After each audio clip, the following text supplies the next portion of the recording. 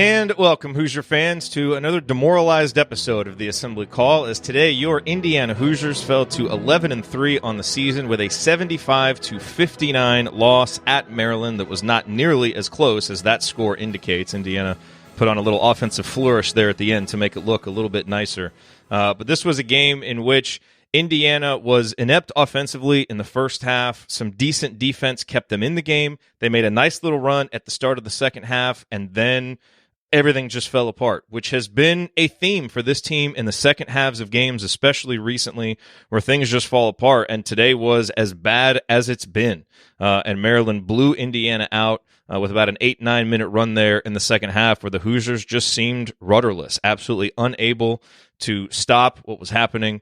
And we're going to talk about it all on this episode of the Assembly Call IU Postgame Show. I'm Jerod Morris. I'm here with Ryan Phillips and the coach, Brian Tonsoni.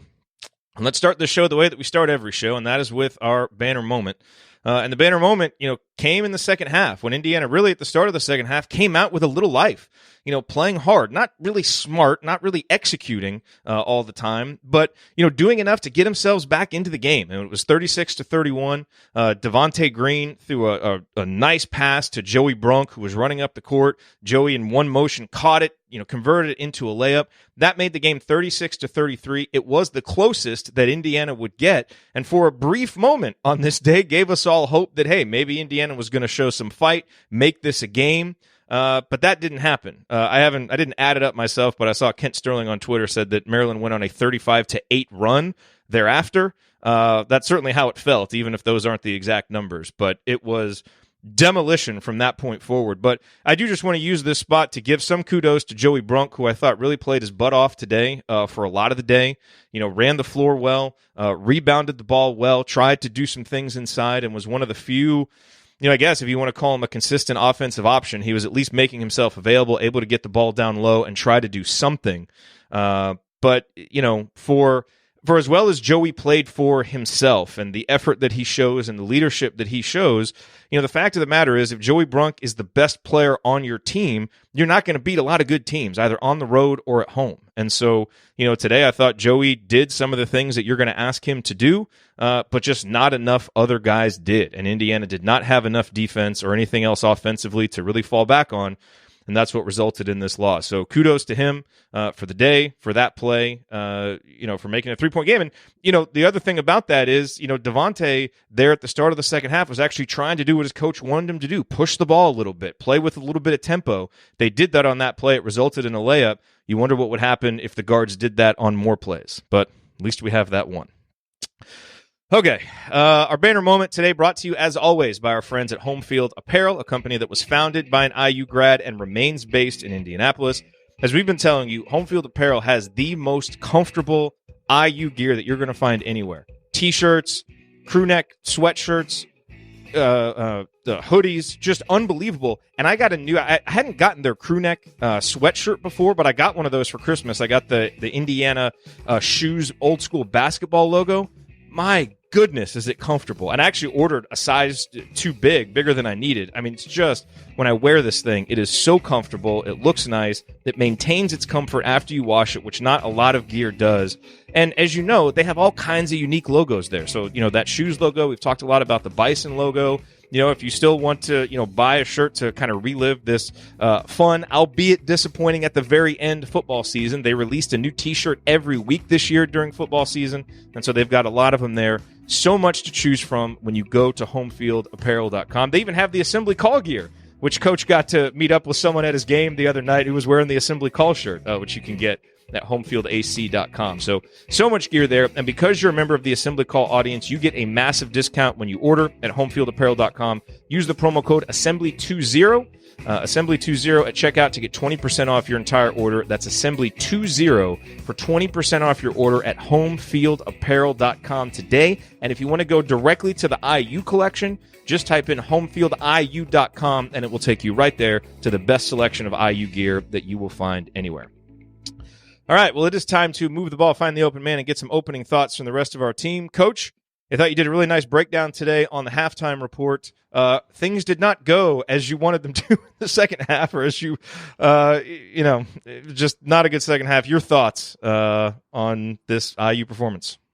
Performance reflects leadership, and the leadership has to be better, and it comes in two fashions. The coaching staff has to figure out a way to be better in player development and holding people accountable, because when a team quits, that's a reflection of your leadership, and it needs to be taken personal by the coaching staff and make necessary changes. I think the coaching staff knows what it's doing. I think they're recruiting well. I think they're good coaches, but obviously the message that I believe Archie Miller is trying to get across is not being heard, and ultimately that falls on Archie Miller, and that comes from one of the biggest Archie Miller fans around. The message is not being heard, especially by the upperclassmen, and it needs to be fixed, or this season is already over. That this performance tonight by the upperclassmen is just not acceptable, and to keep playing the same players over and over again is malpractice, and it needs to be fixed. I believe in Archie Miller. I believe he's the guy to fix this, but for whatever reason, the accountability and the message is not being heard and not being applied. It also comes from the leadership from your captains and from your upperclassmen, which there is very little right now. No one other than Joey Brunk is showing any emotion, is encouraging, is getting fired up. And I will say that Archie said this when he wins the off-season workout award, and when you bring a Joey Brunk in, and he's the best internal leadership guy from people who have been around for 2 or 3 years, I think Archie knows that this was a trouble with this team. When you have runs at Notre Dame, you have runs in the last game against Arkansas, and you had 2 bad runs in the first half and a horrible one in the second half. This team is missing some toughness, and whether it's on the end line or it's benching or it's playing 5 walk-ons or something, this is the point that something needs to be made to put the Archie imprint on this program, if it is there, because this performance reflects what's going on in the entire program, and it's just inexcusable. That's my take. Ryan, I like these post-game shows better when you don't have so many things to choose from for your rant, but what are you going to go with today? Made my job easy today, right? There's one word for this game. It was embarrassing. It was absolutely, utterly embarrassing to watch. And it just, you look at the offensive performance, they had 20 points in the first half, and there were plenty of opportunities. And this is a team not finishing at the rim. This is a team just taking terrible shots. This is a team who I'm going to focus on one aspect of this, because Archie Miller, he's in his 3rd year. It's 2.5 years of Archie Miller. And at some point, I know there have been misses in recruiting. I know there's been this. I know there's been that. But we said all offseason there were 2 things that he needed to do. And one of them was bringing somebody to help run the offense, develop an offense, because we've seen so much stunted work offensively over the first 2 seasons. And it's like, the defense is developing. It's getting better, blah, blah, blah, blah, blah. But they need to develop something on offense, because, quite frankly, your offense helps your defense in the same way that your defense can help your offense. I mean, it's a 2-way street. It's not just if you play great defense, you'll win. I mean, you can win playing defense, sure, but you need that offensive component to work hand in hand with your defense. And he's had 3 years to find one guy who can shoot threes consistently and has not done it. And it's not just finding guys. It's also developing them. And we've joked about shot doctor and all this stuff. Bring in a shot specialist to work with some of these guys, because they're certainly not incapable of making a 3 occasionally, but apparently they can't do it in games. And Armand Franklin hit a bunch of 3s against Notre Dame. And, I don't think anybody expects that consistently, but he clearly has the ability to do that. But from game to game, he can't, because for some reason, whatever you're doing in practice is not translating to the floor. People talked about in the offseason, no, Demiezy's going to blow up. He's doing great in practice, and he's a guy who works out really hard and this, whatever. I mean, do you ever feel confident Demiezy Anderson is going to make a shot when he gets the ball?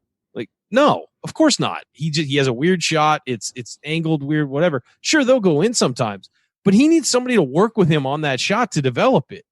Rob Phinisee, Devontae Green, Jerome Hunter, guys who have the capability to hit from deep, are not getting developed into the position they need to be in. Romeo Langford struggled last year. I know he had the thumb injury, but there was no discernible improvement from his freshman year, or from his high school year to his freshman year.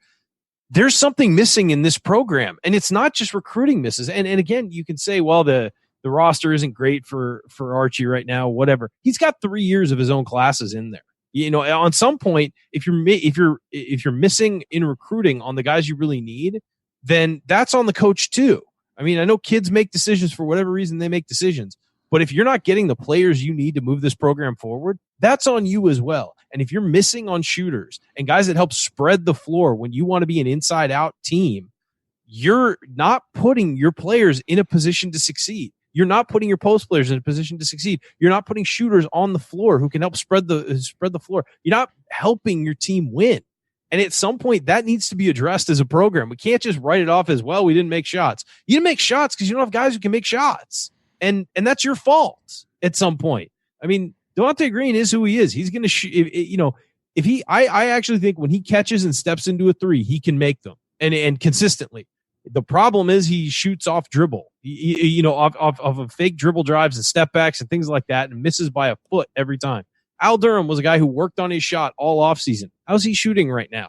I mean, when is he confidently stepping into a three off a reversal and knocking it down for this team? It's not happening. And at some point, that's on the coaching. You need to put guys in a place to succeed, or you need to go get guys who can't succeed in those positions. And this staff has not done that.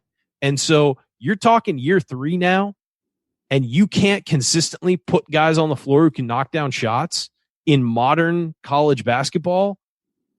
You're putting yourself in a position to be run out of town.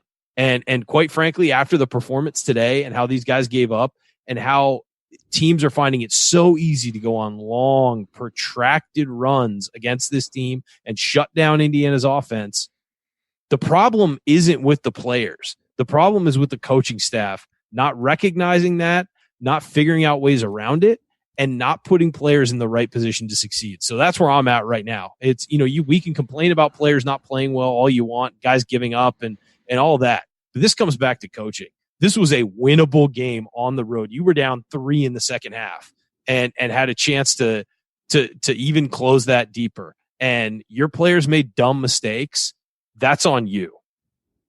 Yeah, I agree with all that, Ryan. I really do. And, there is one player, though, that I want to talk about right now, because I think today really highlighted where he's at and why Indiana is where it's at, and that's Rob Phinisee, where every conversation this offseason, when we talked about why were there reasons to be optimistic, it started with Rob Phinisee. We called him Indiana's most important player, Indiana's best defender, the straw that can stir the drink offensively. And there was absolutely no formula for Indiana being good and making the NCAA tournament that did not involve Rob Phinisee being the guy that we saw pre-concussion last year and hopefully even taking a step forward. That has not happened. And it is a big reason why we're seeing some of the problems that we have. Now, he has dealt with a lot of injury issues. We're not there inside practice. I don't know what really we should be expecting from him. But I know that when the starting lineup was announced earlier today and it didn't have Rob in it, I was a little flummoxed, wondering, okay, it seems like he's been around for, healthy for a while. Why isn't he starting? And then he started playing, and it became pretty obvious why he's not starting, because he's not ready to yet. He gave a brief flash of kind of how he can settle this team down and lead this team against Connecticut. Obviously made some plays at the end of the Nebraska game. In the last 3 games, he's been really, really bad. And, there was a 2-possession stretch in the second half where Anthony Cowan just absolutely took him to school. And that's got to be the thing that Rob Phinisee does, which is contain guards. And we've seen it. I mean, we saw how great he played defensively against Cassius Winston last year when we were all there. So they're just, to me, Coach, there's not a way for this Indiana team to be the kind of team that we want and get back to the NCAA tournament without Rob Phinisee being, at a minimum, solid. And I don't know how long, we have to wait and what his recoveries are from these injuries, but that is the most glaring thing to me right now, is this team needs exactly the things we expected him to provide that he's not providing. And, at some point, look, there was a lot of evidence at the beginning of last year that he can be that guy. Now a lot of evidence is stacking up that he's struggling to recreate that. And I hope it's injury related. I really do. And I'm not here to say, give up on Rob, all that stuff. I'm just saying, for this team right now to get better, to me, that is number one, the thing that has to happen. Well, there's no doubt that the Rob Phinisee that we saw at his peak last year brings good floor management on offense, brings elite defense on a good perimeter. Finds his teammates, too. It's just not there. And I want to clarify something because it came up in the chat room. Coaches can know what they're doing and then not be able to get their message across and not teach well. There's probably not a coach in Division I that doesn't know basketball and doesn't know strategy and doesn't work hard. The best coaches get their message across. And my questioning of Archie right now is I don't think his message is getting across. And that might mean eventually you got to go a different direction. But going back to the Phinisee thing, is that, yes, and that just this is not an excuse, but it is a reason. When you don't have your second best player, I think Trace Jackson Davis is our best player, but when you don't have your second best player out there who does so much offensively and defensively, you're kind of stuck with who do you play. Armand struggled today tremendously, turning the ball over and missing shots. Al Durham wasn't good today. You only have 4 guards. It goes back to what Ryan said. You got to bring people in and roster. I mean, how many guards? How many guards have we missed on? And go out and get a transfer last year. There was an open scholarship, didn't use it. Could have gone and got a transfer. Here's the question with Rob is if this injury, it's been a 3-month injury. This was more serious than what it seemed like, and maybe he should have taken 2 months off and gotten healthy. And you wonder if trying to play him some minutes here and some minutes there ultimately have set him back.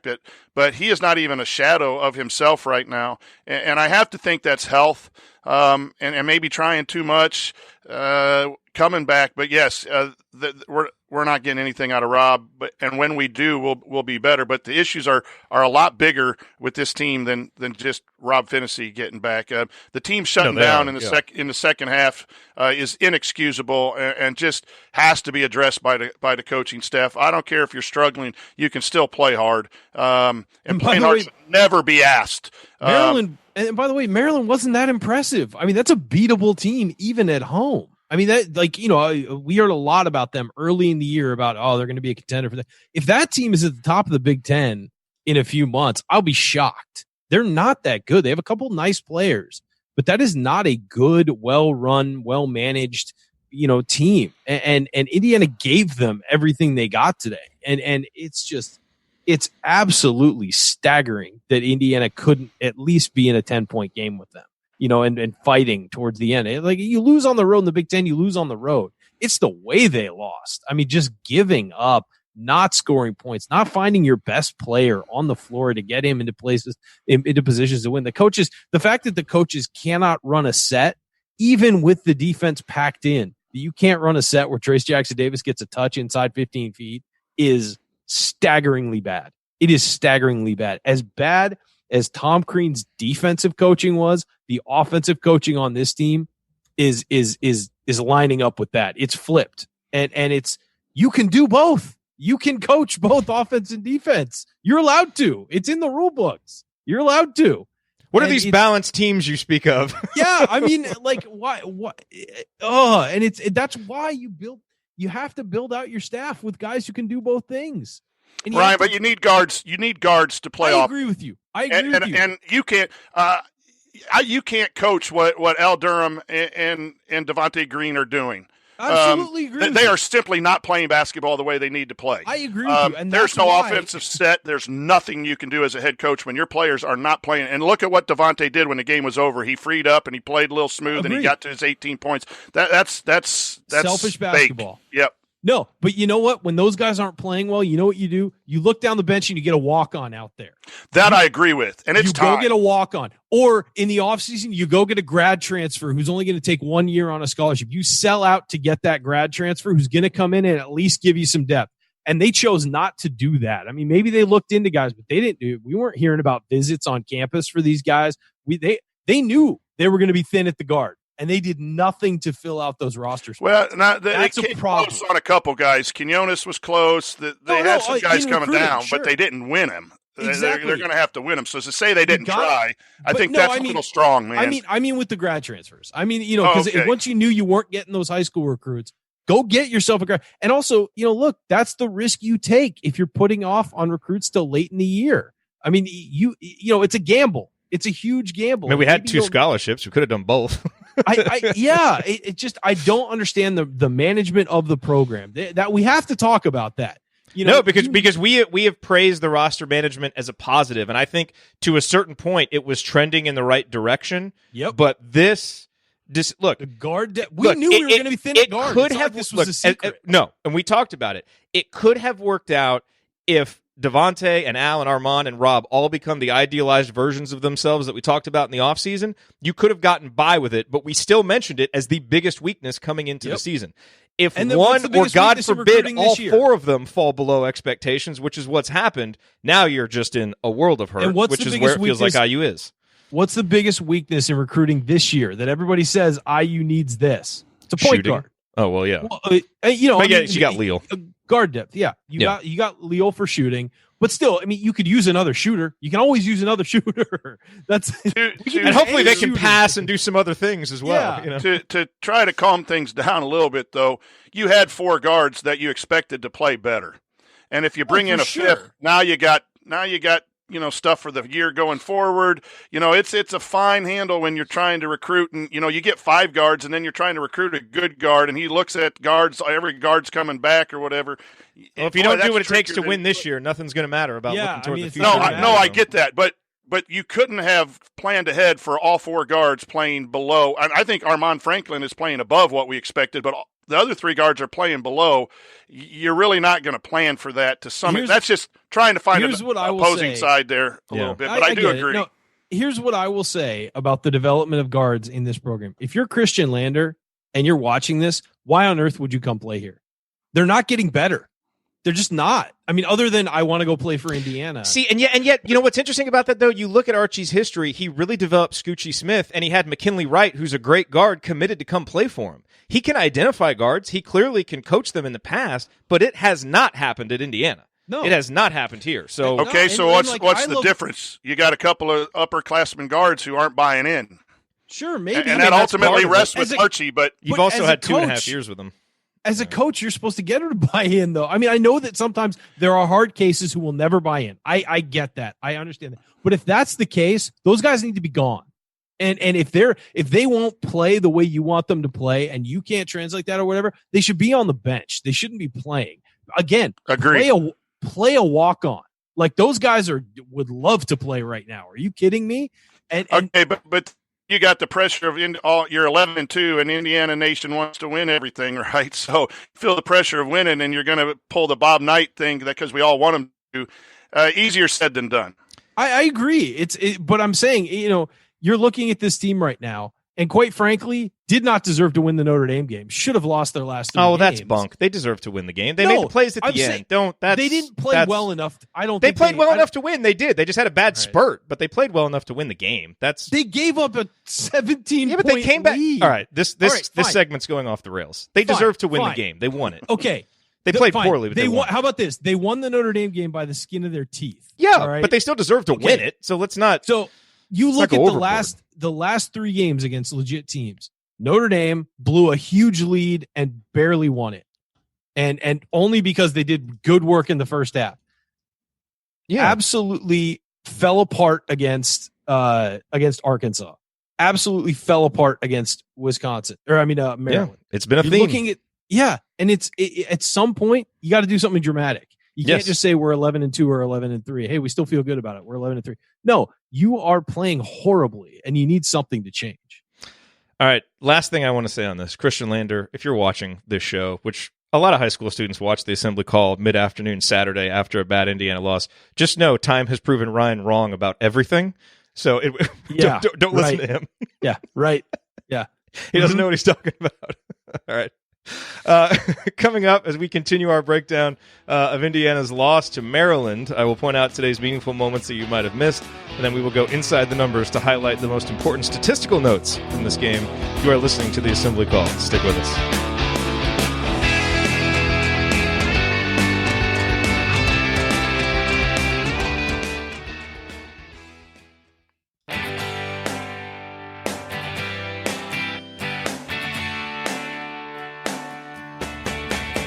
What's going on? It's Christian Wofford. What's the only thing better than an epic buzzer beater? Celebrating it with friends afterwards. Join my guys Jerod, Andy, Ryan, and Coach on the Assembly Call after every IU game. Go Hoosiers. Thank you, Christian. That guy could shoot. You're listening to the Assembly Call IU postgame show. I'm Jerod Morris here with Ryan Phillips and the coach Brian Tonsoni. We are breaking down Indiana's bad loss on the road at Maryland earlier this afternoon. It is time now for today's meaningful moment that you might have missed. And I've got a few of them, guys. And I want to start with one, coach, that really kind of illustrates what you've been talking about. And it goes back to the first half when they went inside the huddle and Archie was imploring his guys to push the ball. And I listened to his pregame discussion with Fish, and the thing he talked about the most was tempo. We've got to play with tempo. We've got to push the ball. That's really one of the things that I wanted to come out and watch today, because clearly it was a focus. We saw him there telling the guys to do it, and then we really didn't do it. Outside of a few possessions where I thought Devontae tried to do it, we just didn't do it. And so, one of the, and this is something that you talked about, which is, it's one thing for a coach to know the game, know what his team needs to do, but that doesn't mean anything. The most important thing for a coach is to get the players to do what they need to do. So why is that not happening? Is this players that don't trust the coaches, players that have so little confidence, the thought of actually pushing the tempo is terrifying to them? I mean, I don't really think it was something Maryland was doing. This seemed more self-inflicted to me. But, I just wonder if the answer to this question is a microcosm of the bigger issue facing this team, which is, the coach seems to know what they need to do. He tells us every postgame, but they're not going out and doing it. And it seems like sometimes direct orders are being ignored. And that's a concern, a big concern. So one, you go back to your Phinisee comment. I think in order to have good transition offense, you need to have Phinisee out there for 32 minutes, being the Rob Phinisee that we know, and that's just not happening. Al Durham is a nice backup point guard, so you're asking a nice backup point guard to be in charge of transition offense, and Al has done that nice sometimes. And today he got to sometimes he comes down and takes bad shots in transition, but at least he's pushing it in transition. Guard play is unique. When you have good guards, it is so much easier to coach basketball than when you have guards that you're trying to make to be good guards. Decision-making in the game of basketball is easy for us to pick apart when we're on our sofas and our recliners. It's hard when there's hands and pressure and everything. And sometimes a transition team takes a while to get going. I know we struggle with that at the high school level, the same thing. You got to keep a consistent message. You got to keep a consistent teaching of it. And then eventually you got to make personnel decisions if it doesn't get done. And again, that's where I'm at right now, is the message I think is okay to some extent. There's got to be better offense, obviously, but the message isn't being listened to. And that's either a bad message, or that's either players not trying to put it into play. And sometimes that's just ability. You can tell people to run and see and feed the post, and if someone's not confident, they're going to end up playing it safe. And so I think, the confidence of this team obviously is shaken. A problem too. Yeah, and there's a disconnect right now between the junior guard and the senior guard and the head coach. And that's just the evaluation that I get. You could put the blame where you want. I think the blame goes everywhere. Right now. But without the two starting guards and the head coach doing what needs to be done, this team's going to struggle offensively. So, Ryan, I want to go back to something that you talked about in the first half. Well, really, I guess it's been the theme of the show, which is just the poor, offensive coaching, plan, execution, all of it. And there are two plays for me that stand out. One is from late in the game. We were already down by 20, 6.5 minutes to go. But they cleared the ball out on the left wing for Devontae and Trace, and they ran that little side pick and roll. And it was great. And to me, you've got to do that more. Put the ball in Devontae's hands. He's good in the pick and roll. Get Trace on the move. We've seen this at times, and it has worked. And, you can't do it every possession. But, one thing I was thinking as I'm watching us play today, with guys out there, we just don't have a lot of offensive players that put pressure on the defense. Nope. We have too many guys that they get the ball, and they're looking to make the next pass. There's no pressure. Yep. The two guys who do it are Devontae and Trace. So let's see that more. So that's a lot of times the problem is a lot of times they put Devontae in a pick and roll action. He just pulls up from three. He doesn't wait for the pass to develop. And he's a really bad interior passer, quite frankly. He tries to throw hard bounce passes right at guys' feet. And, but that's, because he'll still be doing a better option than most of the other ones. Well, he'll be doing it in traffic as opposed to, look, if you have a guy like Race Thompson, go over the top of the defense. Don't throw it at his legs. It's a basic. That guy is so athletic and so he can go. You're just calling everybody Race Thompson now, even Trace Jackson Davis. Oh, sorry, Trace Jackson Davis. I was just typing something about Race in the chat. So no, but you need to go over the top of the defense when you have a guy like Trace Jackson Davis who can go up and get the ball, go over the top of the defense. I mean, I get it. Maryland's big, but in other games, this has been, he'll roll to the basket and he'll just try and throw a crazy hard bounce pass right at the floor because it looks better. It's not about what's the smart, safe play. It's about what looks better. It's like pulling up off a jumper off the pick and roll. It's the smarter play. Throw it to the roll man or the pop guy if there's a pop guy, and not just pull up with potentially two guys guarding you, but just off to the side or something because you're working your role. But no, you're right. They cleared out a side and they ran a pick and roll with your best two offensive threats. Holy crap. You scored a basket. It's there's stuff that you can do here. There really is. And it's not that complicated. Basketball is not super difficult. You put the ball in the hands of your best player, you're going to succeed more than you're going to fail. And today, Indiana, the last couple games, Indiana hasn't done it enough. The second half against Arkansas, Trace Jackson Davis never got the ball. How are you going to win when your best player is not touching the ball in a place where he can help you? He's touching it 20 feet from the basket. That doesn't help you. He's not a shooter. He needs to get the ball in the post or catch it on his way to the hoop. Those are the ways that he succeeds. And, other than that, you're relying on him to get offensive rebounds and fight and claw to get the ball. You're not going to win that way. You're just not, you're, again, not putting your team in a position to succeed. That is what has been going on with this coaching staff over the last couple of weeks. They're not putting this team in a position to succeed. And it's on the players for not executing the plan. It's on the players for, taking bad shots and turning the ball over and things like that. But at some point, the basic fundamental here is that they're not being put in a position to succeed. And if you tell Devontae, hey, don't pull up on a 3 and shoot, wait till you get a catch and shoot opportunity, and he keeps shooting, I don't care how thin you are at the guard, get him out of the game. If Al Durham, if Al Durham isn't guarding on the perimeter the way you want him to, and he's getting too far up the court and getting beat, take him out and put somebody else in. I realize you are thin at guard. I get it. We all know it. We knew it months ago that this was going to be a problem and that this will potentially be a problem. Send a message by putting a walk-on out there. We've said it several times now. If your team isn't going to compete and your team isn't going to translate your message onto the floor, get somebody who will. I don't care how bad they are. At least they'll be doing what you want them to do on the floor. And you're sending the message to somebody that, hey, you want to play, you do what I tell you to do. That's the way you use the bench as a weapon. And again, it's disheartening to see that guys are essentially screwing up consistently and there's no, there's no punishment. There's no nothing because we're of guard depth. It's not even, this is going to be a subtle difference. So forgive me for this because it may seem pedantic, but I don't think of it as the bench as the weapon. One of my favorite quotes is Tom Izzo. And I believe the quote was, "Discipline is love." And that's how he coaches his team.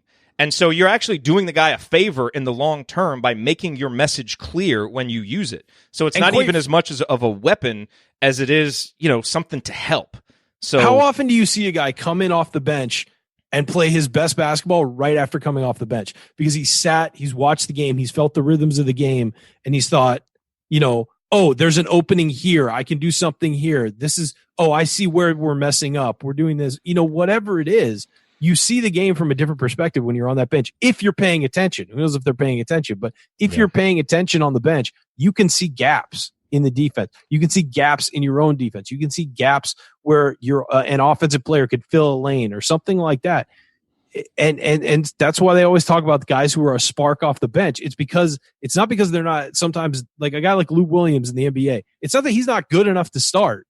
It's that he takes in that first few minutes of the game. And when everybody else is kind of settled into the game and relaxing a little bit, he comes in full bore and knows where to attack the opposing defense.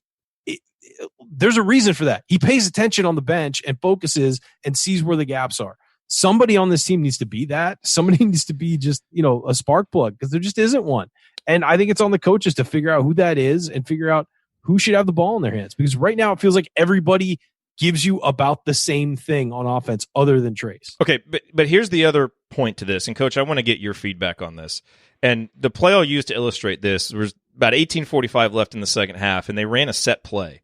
And this is before Indiana kind of made their run. They were still down by 9. And, Justin Smith drove in. I think it was a little pick and roll with Trace Jackson Davis. Trace was rolling, and there was nothing there. But it was the primary option, and so Justin had tunnel vision and just threw a bounce pass to Trace that went nowhere because Trace couldn't get there.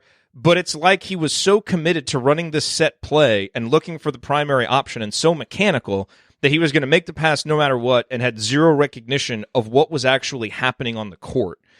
And Coach, this is something I've seen from us at times. It looks like we're playing so mechanical, like there's no flow. And in basketball, you've got to have a system and you've got to have things that you're trying to do, but you cannot succeed in basketball without the ability to improvise as well and just make plays. And so, I also wonder, you see that at the very end of the game. And we all agree, like the numbers that were put up there at the end of the game, total garbage. But you know what was happening? Some shots were falling because guys were kind of playing free and, just kind of out there relaxed a little bit. Do we at time, Coach, and kind of the thought I had is on offense at times we're overcoached and poorly coached because it's like the players are so mechanical. They're not playing free. We've seen these guys make shots and make basketball plays, but then there are long stretches where we don't see it. And it's almost like every movement is too scripted, but then it's also not working. So, and that has to be something that frustrates you and would cause any basketball player to lose some enthusiasm and lose some confidence. And so I'm curious, A, if you have the same observation, and B, what do you do about it? I think you're spot on. There's two things that you mentioned that I think from a coaching standpoint you got to be careful of. One's a player. Let's address the player issue. Indiana's guards play too casual. Those drives to the lane and the little dump off passes in traffic, they're not tight with their fundamentals. And that's on the players. That's also maybe on the coaches. We're not in practice. We mention that all the time, but you got to be tighter with your fundamentals. The over the head passes against Arkansas by Devontae, the dribbles by Armand, too casual to run anything. And that's tough to deal with. I do start to wonder if we're our own worst enemy. Everyone knows we can't shoot the three. It's in the media. It's talked about all the time in the press conference. You got to go inside. You got to go inside. You got to go inside. So players are thinking about the game plan instead of reacting and playing. I do think that's an issue. You can have a strength and want to go to it, and we all want to go inside, and there has to be new ways to go inside. But you could almost do that to a fault where you got to play the game freed up mentality. And you do your coaching and practice, and then let the players go. Magic Johnson, I think, had the most turnovers in the NBA at one point, but he also had the assist record. You got to be able to play through some mistakes. And as a coach, and I get the fact that the bench is a motivator, and I'm ready for some changes too, but you can't coach angry. When you coach angry and every mistake is a sub, that then also demoralizes players too. So you've got to sub judiciously to hold people accountable, and coaches can get caught up either subbing too much and coaching angry or not trying to win the game and hoping that the bad play will rectify itself on its own. I think right now Indiana's in a whole mess of all of that. You highlight the difficulty right there, the nuance of it, but that's what the best coaches do is they understand the timing of when to do that. And everything that we've just said, because the other thing that you brought up, and I didn't mention this, is fundamentally we are very poor as a ball handling team, as a passing team. And so that's the issue. We do play loose at times when you don't want to play loose. And because our fundamentals are poor, that hurts that ability to just go out and improvise and make plays against big time teams. Obviously we could do it, the first 7 games. And that's why we mentioned a couple times on the postgame show, some of that the offensive numbers we were putting up, there was some fool's gold in there because it wasn't probably going to translate to some of these games. And that's what we've seen. And it goes back to roster construction. I'm not a big fan of the big lineup, but when Joey Brunk and Trace Jackson Davis are your best players, how can you not put them in the lineup? Yeah. But then you really got a 4 playing the 3 who's not a good passer, who's not a good shooter, who has no room to operate now where he's Justin strong. Smith was terrible today. He had like a 2 minute stretch where he was really good, where he drove in and was aggressive. Yep. But it's just not a lineup that can score. I think that needs to be addressed too. And it's hard to, who are you going to take out, Joey or Trace, if you go to a small lineup and you got more of the players who are playing poorly playing in the small lineup. But it's a congested mess right now offensively. And that needs to be that needs to be fixed out. But the players are too and thus casual. it comes back to It has to. You have to It's shoot. shooting. You have to shoot. Maybe that's part of the reason we're not shooting well. They made shots at the end when they were playing a little bit freer. Maybe we need to run some plays to free a guy up for a shot instead of running everything to get guys the ball down low. Free Al up for a shot, I don't know. Sometimes you got to do things like that to get players going. Instead of getting micro like that, let's back up. The offense is a mess. Well, I know, but we're just trying to figure out some of the specifics. I understand, but I'm saying, no, I understand what you're doing. I'm just saying that when you back up in a macro sense, the offense, we're in year 3 and the offense is still a mess. It's somebody needs to change something. It's just, an Archie making cosmetic changes we're long past that. Another coach needs to be brought in who can run an offense and just back off and make him the basketball version of an offensive coordinator. Like Beeline did with Yaklich. I mean, yes, you need to bring somebody in that can run an offense and making cosmetic small changes. Bring in a support staff member who specializes in shooting. It's not hard to figure these things out. You just have to do it. And maybe it's insulting to, Archie as a coach to say oh, no, I can run my own offense or something. I know coaches are very possessive about that stuff, but here's what it comes down to, Archie. Do you like your job? Then you need to make changes and you need to open things up and you need to change the way you're thinking because we're in year 3 of really bad offense. And everything getting bogged down in the middle and no shooting and no balance and all of that. After 3 years, if you're not succeeding, haven't been in the tournament 2 years. And this could be year 3. The way that they're playing right now, I'm not confident they're going to make the tournament. This is not a tournament team right now. This is a team that can beat NIT teams right now. Absolutely. That's actually what our resume is. Yeah. And so if you, again, missing the tournament this year, do you like your job, then you need to make changes. That's essentially what it is. If you don't, then go somewhere else, please. We don't want you to be here if you don't want to. If you're not happy, okay. I know he is. No. Listen, let me finish. All right. I know he wants to be here, and I know he likes his job, and I know all of that stuff. Prove it by showing that your job is more important than control over the offense or control over this or running things the way I want to run them. Expand your mind and make it work. Because we want it to work. Obviously, we don't want to go out and go through this again with another coach where you got to restart everything. It's the thought of that is exhausting. It is. We've done that enough at Indiana. It's time to find the right guy. And I want Archie Miller to be the right guy. I like the way he coaches defense. Do not like the offense. And it's clear that it doesn't work. Whatever he is running and doing does not work. We've got 3 seasons of evidence now. So it's time to change things up and figure things out. So it's a good point. Like that again, if you love your job, you're willing to do what it takes to keep it. Do what it takes to keep this job, Archie. Yeah. Okay, so we are 43 minutes into this show. This one kind of blew up the format. I'm sorry. We're no. Going. That's what I was going to say. Do we even really care about stats? This doesn't feel like a stats game where it means anything. The only stat that I do want to mention, and then you guys can mention whatever you want if you want to, and it is a positive. The one thing this team does well consistently is they rebound. They rebound tough.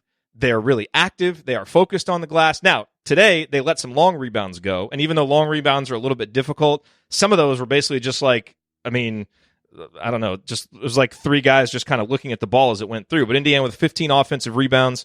What was the overall rebounding margin? Then we out-rebounded them by 6. So, the rebounding was good enough today to win. That's about the only part of the game that was good enough to win. So I just wanted to at least point that out. That is one thing this team can hang their hat on that they do. If you asked, what is the identity of this team? Rebounding.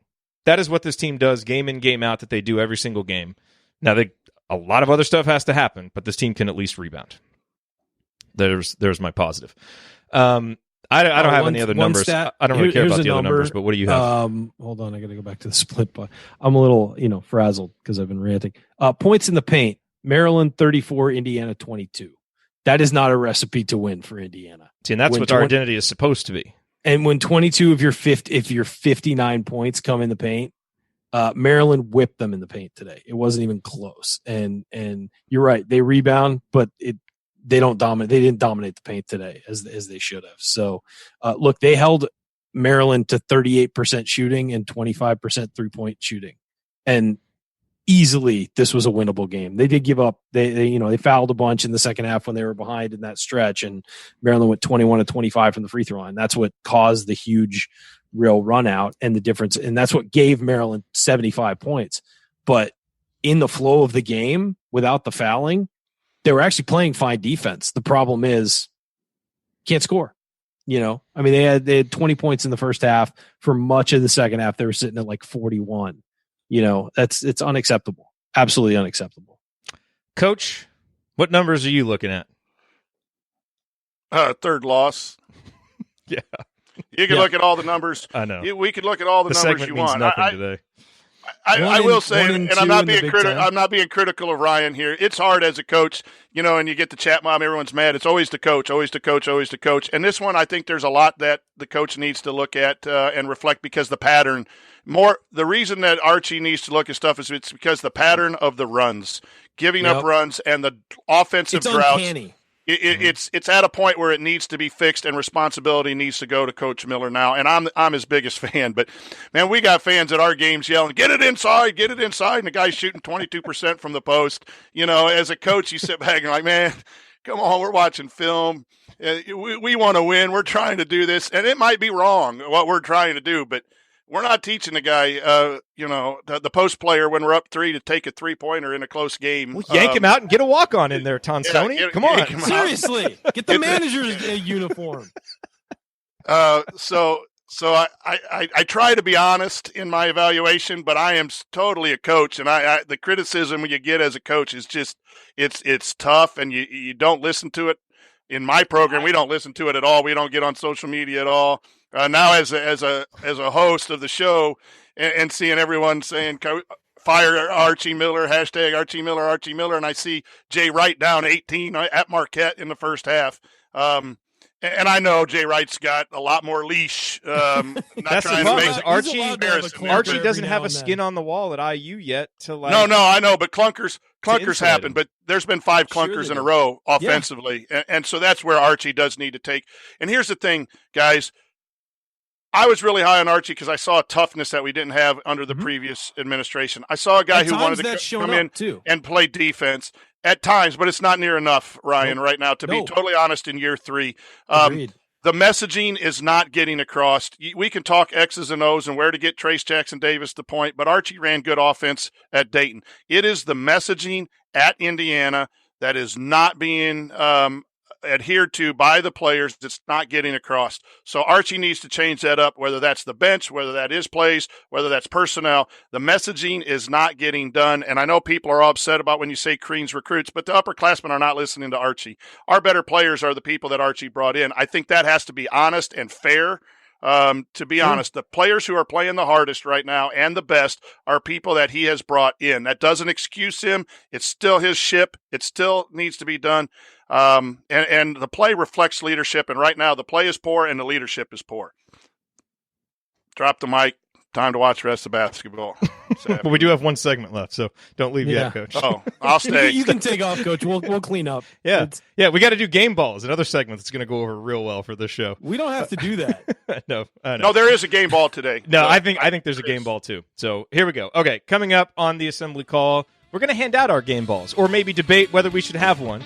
Then we'll hit any other lingering storylines from this show.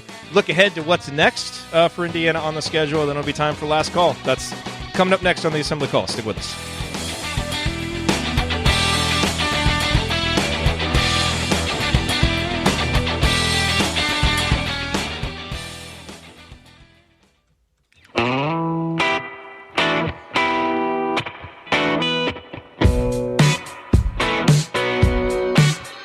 This is Jordan Halls, and I never miss a shot or an episode of the Assembly Call. Thank you, Jordan. You are listening to the Assembly Call IU postgame show. Catch us live immediately following every IU basketball game, plus every Thursday night at our website, assemblycall.com. And while you're there, make sure that you sign up for the free IU Hoops email newsletter. Over 7,000 of your fellow IU fans have subscribed. You can also text IU to 66866 to subscribe to the newsletter. That's IU to 66866. All right, I'm Jerod Morris. I'm here with Ryan Phillips and the coach, Brian Tonsoni.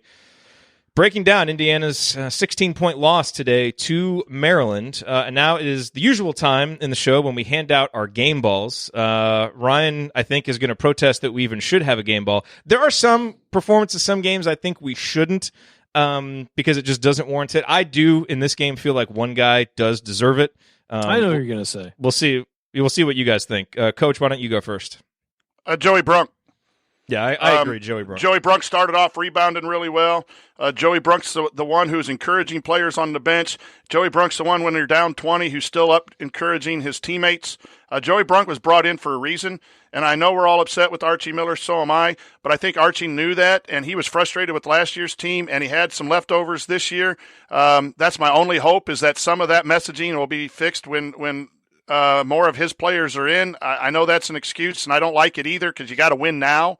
But Joey Brunk, to me, despite his high hedge problems and not getting back, which are frustrating, I like the way he fights, and I was down on him at the Connecticut game in that stretch. But I think Joey Brunk almost getting a double-double was the one guy who brought it today and brought it consistently. Georgia beat Memphis today. The Miller family should stay on great. Twitter. Okay, number one, Ryan, you do not get the game ball for ranting, as you just put here in the chat. Hey, I didn't However, suggest that. Somebody in the I'm going with Carrie in the chat, who said, "Prove that you never miss an episode. Prove it." I think she was talking about Jordan Hulls. She was talking about Jordan Hulls. Oh, okay. Yeah, because he said I never miss an episode, and somebody said, "Is Jordan here?" And we need another shooter like Jordan, someone else who can make shots. Ryan, are you going to hand out a game ball, or do you want to just put in a vote of protest for today?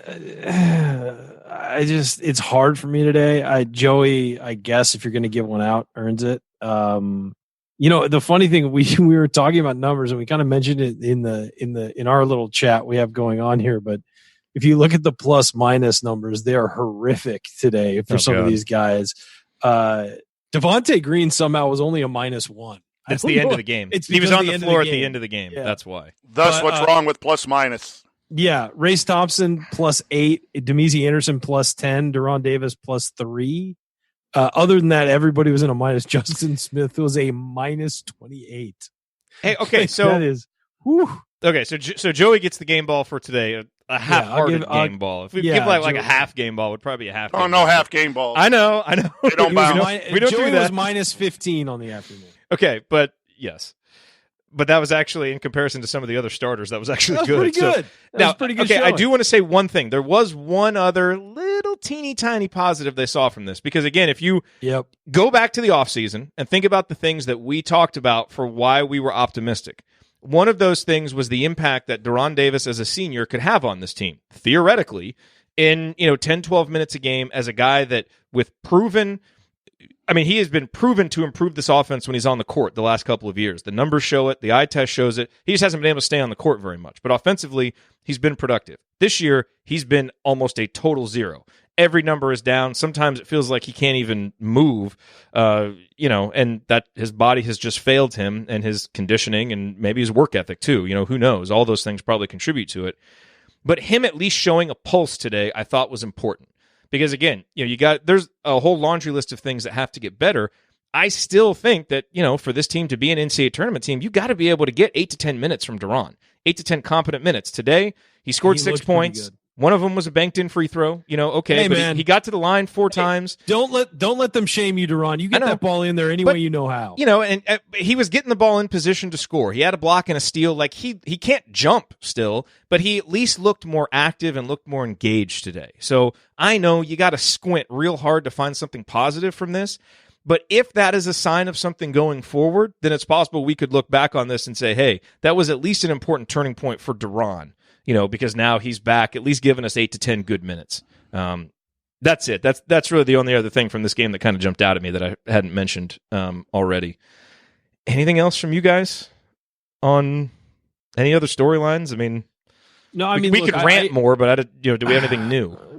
No, I agree with you that I thought Duran moved well today. We didn't really get a chance to talk about him, but I thought that he, just from a movement standpoint, he looked like he was moving his feet better, more active. He got lost. Somebody mentioned that he got lost defensively a few times. Well, yeah, because he's a big, slower guy who's having to guard out on the floor sometimes. That's going to happen.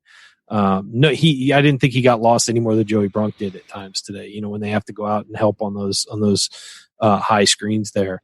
But no, look, from the standpoint of just wanting a kid to succeed, it was nice to see Duran on the floor moving better and looking like he belonged on the court. He played 17 minutes. Yeah, so. like he didn't play well today. Don't get me wrong. No, literally the point I'm making is he showed a pulse. Like he showed a little bit of engagement and it looked better. So it's got to be a stepping stone to something more. It was also like, for the first time in a while, you saw Duran sort of not have a scowl on his face when he banked in that free throw. He smiled and he kind of interacted with with the other guys. They're joking around. Like we haven't seen that on the floor in a while. And he's a guy who's like that. He's a little more, has a personality. And it was nice to see him kind of just feel like he was in the flow of the game, be relaxed and not like, slump his shoulders when he banked in a free throw, but joke about it and stuff. I mean, if you're looking for a positive from the game, I guess I agree with you on that. Yeah, I mean, look, Bryce says if our positives are Duran's performance today, we are in deep blank. Yeah, I think we are. Like, I don't disagree with that at all. I think there's real problems that as you were winning games, you could identify the problems, but there were still some other positives kind of counterbalancing them. Now we're really starting to see some of those things pile up, and I have a question. Things that have been issues aren't getting better. So, yeah, we got problems. I want to mention one last thing. We've seen the last two games. Do you think, I mean, obviously it was a positive because Indiana won the game, but I mentioned this in our group text. I think Armand Franklin hitting all those threes against Notre Dame and being a good offensive performer in that game may have set him back because I think he's overdoing it now. I think he's trying. He's in the scorer's mindset right now. And not that that's necessarily a bad thing, but as a freshman, that can set you back because you start playing away from your comfort zone and you start doing too much. And he led the team with 3 turnovers today. One of them was he dribbled off his foot. It was a live ball turnover that bounced right into the hands of a Maryland guy who had to run out in an easy bucket. He shot 3 threes. One of them was a good one. One of them was when he was wide open, but his form was completely off. He went 1 of 6 from the field. He was driving in and trying to throw floaters and things like that. I get what you're saying with this, but and I'm not blaming him. I'm saying that it's I can do this. I can do this. It's the kind of thing that whatever hindsight told us is the narrative that you could say about that. Because if he had drawn confidence from that, I don't think his shot selection has been that bad since then. He's gotten some open looks, and you want him taking them, but he hasn't made them. It's just basically all of his shot makes clustered in one game, and thank God they did because we won the game. But he's just not a very good shooter right now. So, because you could also say he should have gained theoretically confidence from that, but I don't know. I haven't had that big of a problem with the shooting. I think his defense has actually taken a little bit of a step back, which is true. Kind of. I almost feel like it's a sprinter. It's a sprinter who got too far ahead of his legs, almost. Or one of those things. It feels like he's stumbling now. That's just how it feels. Like it was almost like. Had this big eruption, and you're right. You're right. The narrative could have been, oh well, he built confidence from that and started to chip away. But it almost felt like it turned to a play. And I think combined also with the team's offensive struggles, it feels like, well, I can score, and it feels like instead of playing within the system, he's trying to find ways to. I feel like all of his shots. Not that we know what the system is. I thought most of his shots were good shots, open shots. I don't think he took a contested 3. I don't think he took one like in the first 5 seconds of a shot clock like Jerome Hunter did when he got in. That guy's a shot hunter, man. I think Jerome just needs to make one, man, and he knows it. And that goes back to the problem with a heavy post presence with IU. You're gonna need people to shoot threes, and when you're open and you play college basketball, you got to shoot them. Unless you're a post player. But I did. The turnovers bothered me more, and if I could see where you're saying he was too confident and too loose and he was too casual. I do agree. He was too casual. Maybe his confidence got him a little too casual with his handle, but he's got to take those shots because I thought he took better shots than Devontae took, and Devontae hit a couple, and Armand you got to take shots. I mean, we're scoring 60 points, 58 points against cleanup guys. If you're open and you're a guard, you're going to have to shoot them. It's a lot better than taking not open threes, which Al and Devontae do sometimes. Yeah. There was a while there at the start of the second half where our best offense was the long, deep two-pointer. Never a good day when your most consistent source of offense is deep two-point shots. You're just not going to be very efficient. And we weren't. All right. So, coming up, Indiana plays Northwestern. Fair to call that a must-win game at home? Absolutely. I mean, I know our buddy Zach McCright has the flow chart where, it's like, is it a must-win game? It's like, does the season end if you lose? Then no, it's not a must-win game. And I get his point. Boy, if any regular season January game is going to be must-win, it's this one. Home. This is the theoretically easiest Big Ten game left on your schedule, and you don't get a return trip to Northwestern. You better come out hair on fire, win this. Feels like a lot of the same things we were saying before the Nebraska game last year. Not to, worry anybody. But, all jokes aside, Indiana has got to come out, play well, and win that game. No question about it. We, of course, will be here on the postgame show, unless they lose and the world, detonates, and then maybe not. But no, we'll be here on the postgame show. Coach, you want to offer any words about Northwestern here? I don't think anybody really cares because they were just mired in disappointment about today's game. But they're not good. Okay, there we go. They got problems. That's all I know. They're not good. Okay, well, okay. And Marcus Howard is. Yeah. And then, of course, we'll have Assembly Call Radio on Thursday. So hopefully it's a win on Wednesday, and then we can spend several hours after it talking about it and, at least hopefully feeling good about ourselves. Because the last two games, we have not been. These post-game shows, I recognize, have not been very uplifting post-game shows. And, we don't like that. We want to try and we're always supportive here, but we try to be positive when we can. But I kind of feel like the tones of the shows have kind of hit exactly where I've been. So that's also the main part of the show, is to be cathartic after a game, especially when they lose. So today was a day for ranting. And we did that. Okay, you guys are listening to the Assembly Call IU postgame show. Remember that because you're an Assembly Call listener, you get 20% off of your entire order at homefieldapparel.com. Promo code Assembly20. If you want a great deal on the most comfortable and unique IU apparel that you will find anywhere, go to homefieldapparel.com. Use the promo code Assembly20 for 20% off your entire order. All right, last call. Time for some final thoughts on this Indiana loss. Coach, why don't you go first? As frustrated as everyone is, and rightfully so, we've ranted enough. I'm going to give a couple nuggets of positive. Indiana is 11-3. Their strength of schedule in the net is still acceptable for a tournament team. This was a quad 1 loss, so it's not bad after you get over the next couple of days. And Indiana is still above 500 in quad 1 and quad 2 losses, which teams like Illinois and Wisconsin are not, and that's a big part of the selection. So it could be worse. We could be fans of another school that we don't like that are up north, and that's just bad, period. So it's ugly. It's not good. The messaging needs to get better. But Indiana's still on the bubble. And to be honest and not try to be funny, there have been really good stretches of play, just not near enough to play completely. And good stretches of play when no one, other than maybe two players, are really playing well at a time.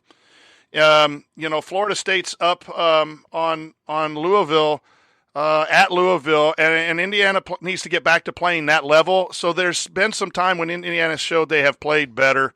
Let's just keep hoping. But regardless of how bad it can be, it's still great to wear the candy stripes. Giving up 13-point football leads, 38-3 run today.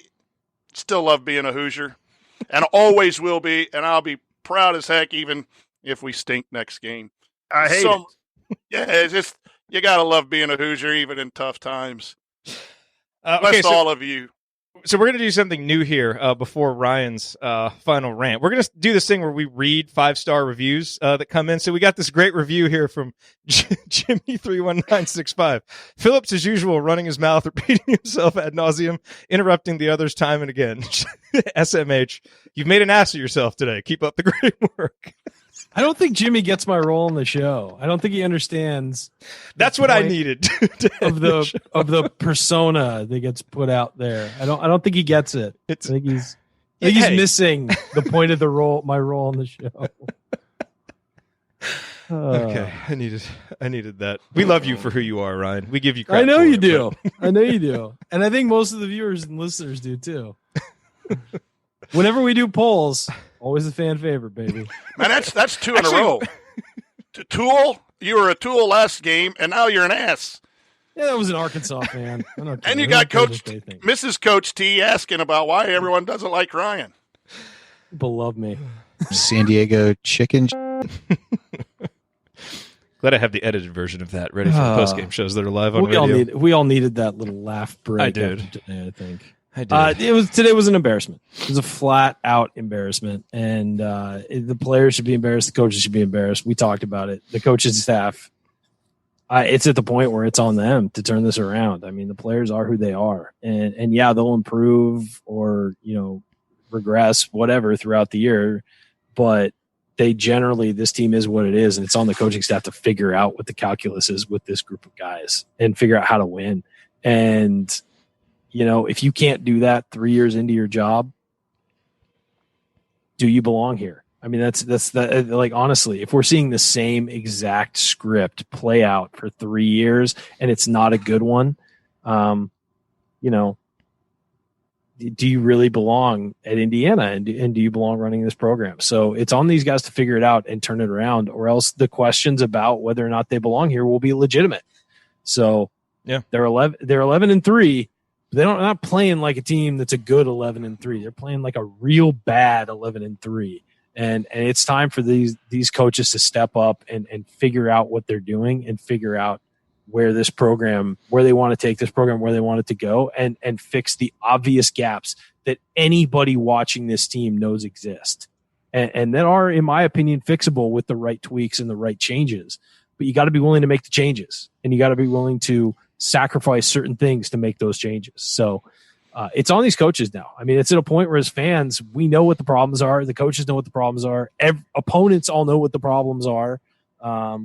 It's on them to change it and fix it.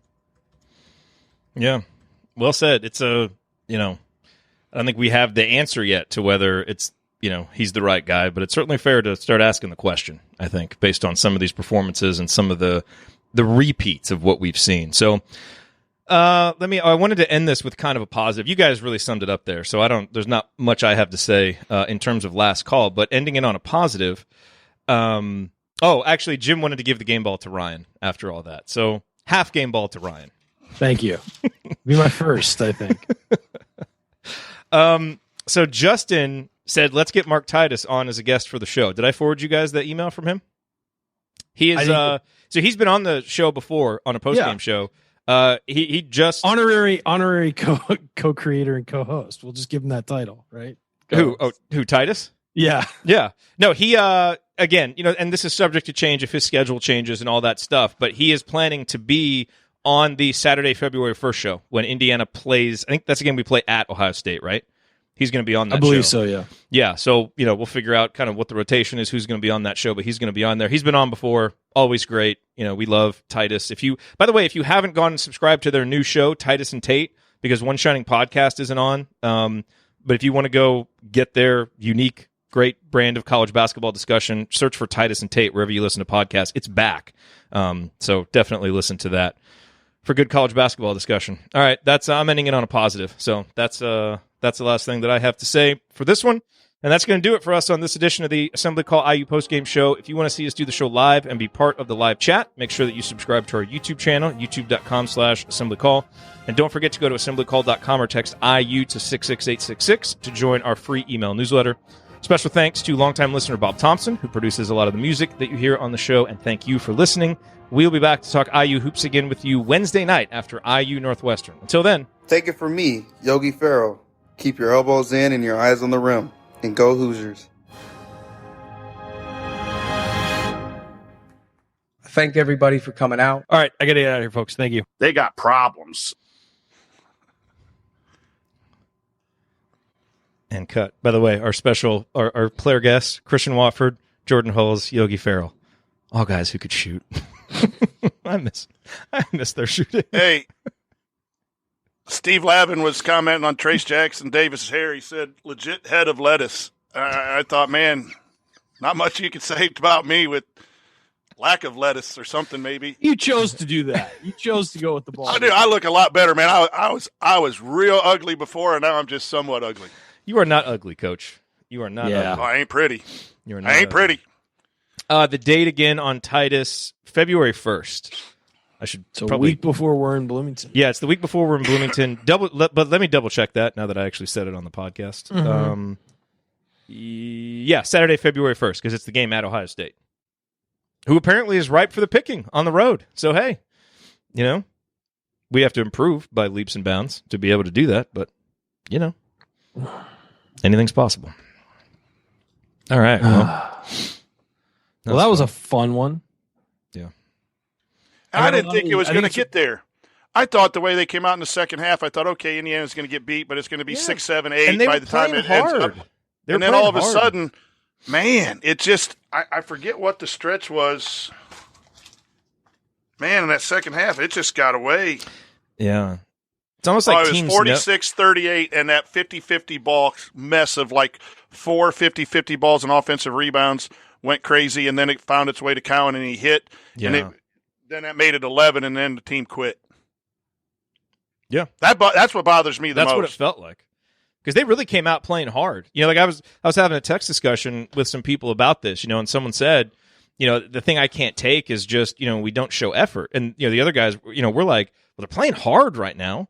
Now they're not executing very well. But then it's like all that just, and I wonder if some of that is just, when you lack confidence in what you're doing, and you get hit in the mouth and then you don't really know how to counterpunch, sometimes that lack of confidence breeds a lack of enthusiasm, and then it changes your entire body language and how you're moving. And that's what feels like happens to this team. And to me, more than offensive deficiencies and more than roster construction, 2 years in a row where this team can't handle adversity, that speaks volumes to me. Yep. And it's making me start to doubt a little bit if the message is being heard.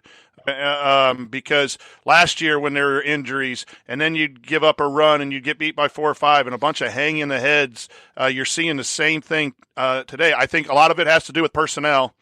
And I know people get mad at me saying the Crean versus Archie guys. I think the Crean guys are not buying into Archie, but yet Archie has to do something to get him. He can't be absolved of the problems. But it is clear cut. This team is not together. This team is not mentally and physically tough.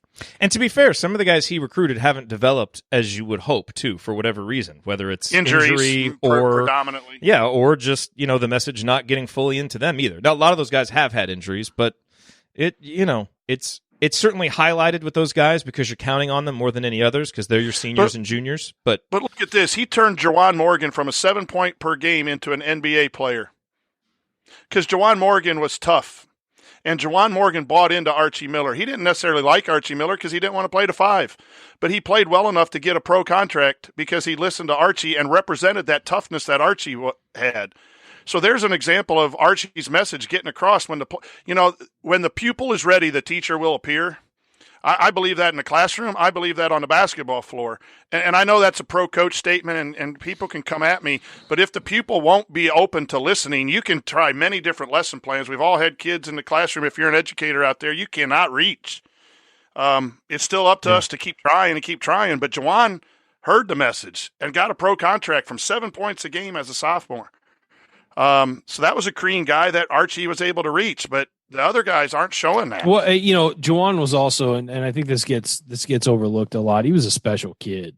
I mean, he came in wanting to be a leader as a freshman. He was a different kind of kid. And not saying that there aren't kids like that out there, but he was. You talk about buying in and things like that, and he was a guy who was bought into Indiana more than he was bought into a coach, I feel like. And he came in. Fair. You remember him. I mean, we talked about it on the show back then, and we've talked about it since that in his interviews when they were like, wow, the culture is really struggling there and guys are getting arrested and, kicked off the team and all this stuff. He said, no, that makes me want to get there more and help change it. I mean, that's a special, any high schooler to say that's special. That's a guy who knows what he's doing. And you're right. He bought in and Whether it was, and he bought in, and I would say that that's the example that should be set. But I mean, not everyone's like that. Andy Stump has had a great chat mob today. Andy, if you're still there, his comments have been really sharp. Andy, you've done a great job. And he sits there and says Andy needs to stop being, or Archie needs to stop being a player's coach. And I think that's true. I think he's too hard trying to make everything's cohesive and everything. He can't be afraid to just tick people off. He needs to have that Minnesota talk with the team that he had last year. That was Minnesota. I was wondering and the bottom line is what game that was. He needed to have that in October, to be honest. He needs to have that in October. I was thinking Wisconsin, but I knew it was one of those. It was a road game. But here's, I don't want to be negative on players. I'm proud of everyone who wears the uniform, but the personalities of Devontae Green and Justin Smith don't fit Archie. They just don't. And whether that's true or not, that's probably where the disconnect is coming in, because those guys aren't playing to their ceiling or closer to their ceiling. They're playing closer to their floor. And I think Al has, to some extent, gotten better, but Al needs to be a backup point guard coming off the bench and put in appropriate situations. He got better, and then he's regressed the last. Yeah, but the remaining guys aren't that mentally tough by nature. They're just nice guys, and they allow stuff to happen. And then all of a sudden, they'll get tough for a moment. But it's still someone's responsibility, and I'm having a hard time defending Archie. I mean, it's both. Like, it's not either or. It's both. So everybody shares responsibility. So anybody who's trying to say like this is the reason, like there's some different things there, reasons, but it does go to the coach to make the changes. So that's what has to happen next. Here's ultimately, and I've done this as a coach too. I've just played the younger guys, but you got to be willing to lose. I mean, you play Demese, you play Jerome, you play Race. If those guys are the guys buying in and the other guys aren't buying in, you just play different guys. But you got to be okay with losing. And the way the Twitter and everyone's going to be, there's going to be fault with that as well. See, okay, I know this is gonna come out wrong, so forgive me. But I really think that Indiana fans know how to lose. And what I mean by that is I think Indiana fans will accept. Indiana fans proved this the first 3 years of Crean's era. Like, Indiana fans know how to accept a respectful effort where it looks like guys are trying to do the right things, even if we want to see a team play up to its level, like play to the maximum of its abilities, as Pete Bell would say. And I think when Indiana fans see that, regardless of the outcome on the scoreboard, they respect what happens. Now, that's not a long-term strategy. It's got to eventually move toward winning. But as a pathway to winning and culture change, if you're afraid of that, then, and we're not saying Archie is because we haven't talked with him about it, but if you are, then you're not the right coach for a place like Indiana, because Indiana fans appreciate smart basketball and effort. Moving toward a result. Absolutely right, because the chat mob is just going crazy agreeing with you. And if they're still around after an hour after that loss and they're not out doing something more fun, like chasing their wife around the living room or something, and they're still listening to us. Is that what happens? What I do for fun. That's what happens on Saturday in the Tonsoni I chase her around 2 laps and then I give up. Maybe I'm doing marriage wrong here. I guess. Oh, you got kids. Worth it never happened. It never happened until after the kids left. Now you used to chase them around and. AC After Dark at 3:30 in the afternoon. By the way, it's really gone bad. In case and Mrs. T's listening, I'm in trouble. In case you guys have missed it, Florida State is up 5 on number 7 Louisville right now. They're Florida up State, 5? Yeah. Yes. Who Indiana help the computer rankings. That gives us hope, Ryan. It gives us hope. Okay, I do want to make one last point. And this was off of what you said from Andy, and it goes off what we talked about with Archie. His point was about needs to stop being a player's coach. It's funny. You can be a player's coach when you have elite talent to a certain extent. You can't combine being a player's coach with the talent level Indiana has right now. Yep. Because Indiana's not going to win with talent. They're going to win with grit and toughness and execution. And development and working with guys to develop. So it's just, like Sean's program, at Sean Miller's program at Arizona, they're branded as a player's program. They're also getting 5-star recruits. Now, their program also hasn't reached its potential and what fans wanted, but that's the thing. You can't do both. Here's the thing: is to develop players, you don't be pals with them. You got to push them, and you got to push them to be better than what they are, and you got to push them to get more out of themselves than they already have. And I'm sure Coach knows this. It's like you can't just sit there and develop a player and be like, oh, do your own workout, like figure it out. Oh, you're a little tired. Let's take you, let's give you a break. Like, no, you push guys. That's how you get them. Very few guys are going to be Victor Oladipo, where they take it on themselves to develop into a superstar. And so that's, it takes pushing guys. What are you dying about over there? The chat mob is just hilarious right now, responding to Coach. Oh, look what you started. Jen's not happy with me. Jen's comment is great. Hush, Coach. I don't need my hubby hearing this now that our kids are out of the house. Jen, you need good shoes and a list of jobs. Those are the two things that keep me away. Good shoes to run away and a list of to-do list. Keeps me in on the bright side, if I have some time, we're going to get some great drops out of this episode. Okay, I have a question for you, Jerod. And Coach, you can chime in on this as well. Take the 4 major teams in Indiana: Notre Dame, Butler, Purdue, and IU. 4 major teams. If you had to build a roster of 12 people, how many guys from Indiana would definitely, without an argument, be on it right now? Wait, okay, so take the all 4 teams in Indiana, and okay, you have to make one roster out of all those players. Trace. How many players on Indiana's roster would 100% be on the team? No arguments. Like, not like, oh, this guy could be a bench guy. I mean, like, Trace. There's no question. That's it. Trace and freshman Rob.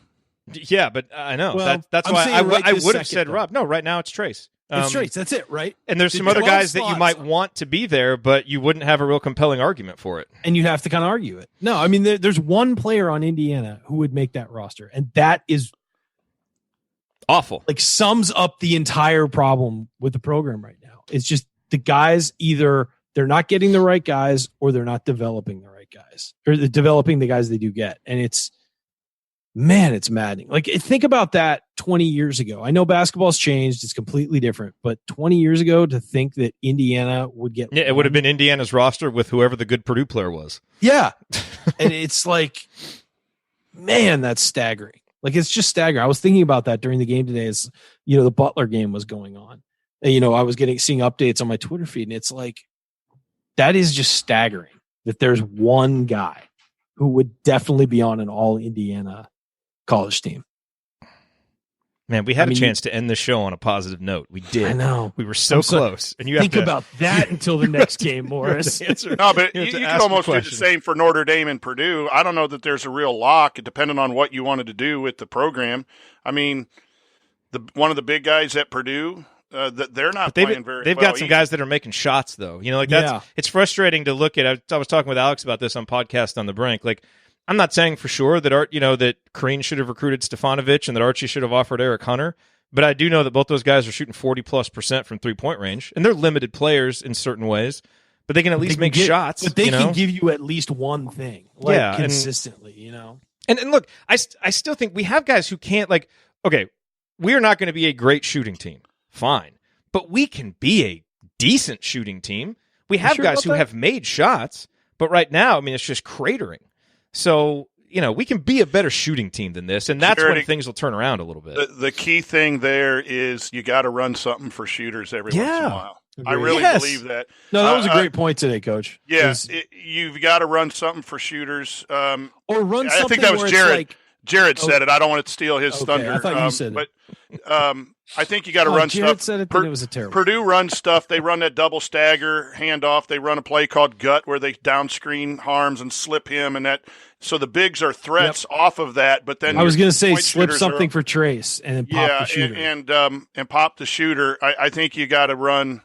You got to run some more for the shooters. To get them involved so they don't hang their heads and feel like they all just got to throw the ball inside. Man, there's some plays out of Coach Wood's playbook I wish we would run. We had a play called Troy, named after Troy Lewis from Purdue. Hey, send me that. We play them Friday. Do you really? Yeah. Send you some of the plays that we used to run? They got a 7-foot dude. Who does that in high school at our level? Good for Coach. 7 foot and a 6'4" guard and a Purdue football recruit. They've had some athletes come through there recently. I mean, he's good. He's a great coach. I great love Coach guy. Wood. Coach Wood's great. And Coach Wood I would have to hold you go to- accountable. I should have. It was really funny. So my buddy in Milwaukee lives in Whitefish Bay, which is like a suburb of Milwaukee, and he went to the local. They call it the Derby because it's the two teams locally. It was Whitefish Bay High School against Dominican, which is the big Catholic school that gets a lot of good recruits. And he walked in, and it was, he lives down the street, so he went to the game with his family. And who walks in 5 minutes in? Giannis walks in because Giannis's little brother's on Dominican. And so it was Giannis and then Steve Novak. There's a throwback name for people who like college basketball. We're both there hanging out, and I was like, man, I got to go to a high school game around. I haven't been to a high school game in a while, man. So, yeah, just Giannis hanging out at your local high school game. I wonder if he's recognizable in a crowd. Are you ready to start writing your Tom Brady to the Chargers columns after they lose tonight? Oh my God! Like, I have a question for people. Why on earth would you go for playing for Robert Kraft and Bill Belichick to go play for Dean Spanos and Anthony Lynn? They need to do Hard Knocks on Tom Brady, the culture shock of going from the Patriots to the Chargers. Like, well, I'm in LA, but every game is a road game. Like, it's like, why would he do that? And if he did do it, now look at it from the Chargers perspective. You're giving up on Phillip Rivers, which he's older. He didn't have a great season. I get it. You're giving up on Phillip Rivers because he's old and slow and coming off a bad season. Tom Brady is older, if anything, slower. And they both yell at everybody.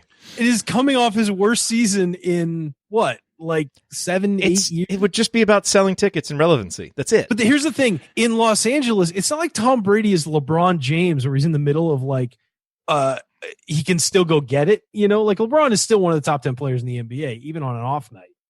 Tom Brady isn't going to be a draw in LA. Like, people are like, oh, I'm going to go watch a 42-year-old quarterback suited up. I know. Like, I should not have opened this Pandora's box.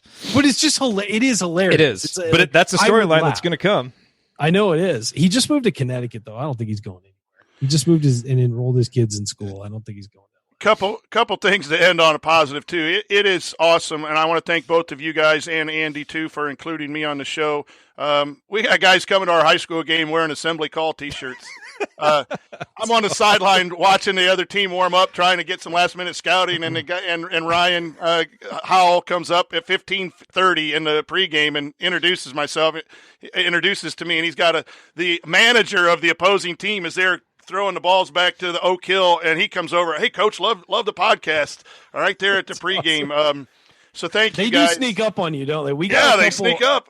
I remember it wasn't last year. It was the meetup before that. Jerod, Andy, and I were standing together on the floor before the game, and people were like just kept walking by and like introducing themselves to us. It was just kind of like, it was awesome.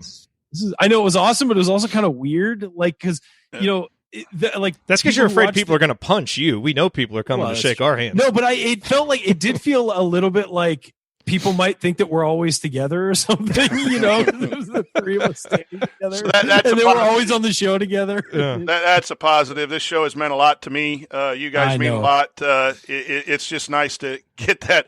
And then the guy said, you don't ever meet your heroes. And man, I got to watch what I say here. I'm chasing around Mrs. Tonsoni. I don't know if I'm hero status. That makes you more heroic. That is one of the more heroic things that you've said on this show. You developed some fans today. Definitely. All right. And then, hey, that, Ryan, my girlfriend's giving me looks. What was the messaging? Is your messaging working in your anniversary week? What do you mean? Yeah. Is your messaging, hitting the mark and being well received? It's been a year anniversary for you. Well, She's still around, huh? She's still around. She's still living together. So yeah, she's looking at her clock like 90 minutes. They lost by 19 points. What is wrong with you? Why can't we quit this show? Yeah. But no, we did. Congratulations, by the way. Thank you. Yes, awesome. congratulations. Well, she'll be out in February with the parents too. You guys can meet the parents, find out where I came from. Good. Hey, can your mom bring some tiramisu? Man, just that tweet, just reading that made me salivate. I love that stuff. Oh, dude, it's so good. Hers is so good. But. We had our 1 year was Thursday, and then we went out to dinner last night. We went out to dinner 2 nights in a row. Still 180 people. I'll see what I can do. How many?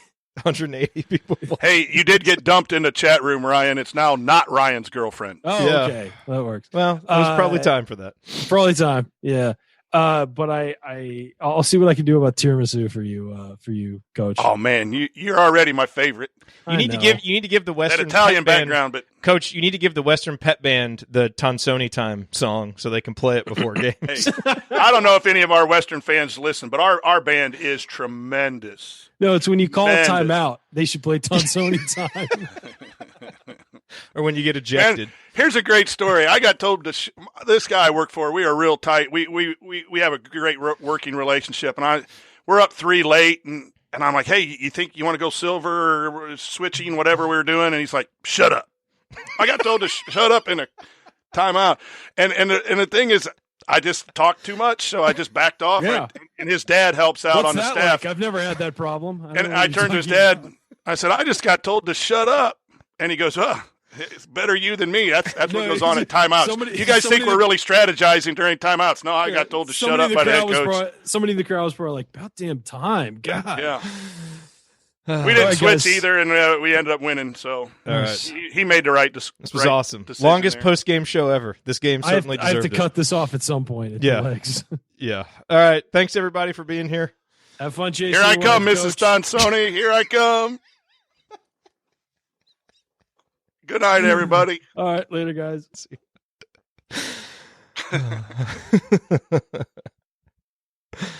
Bye, everybody.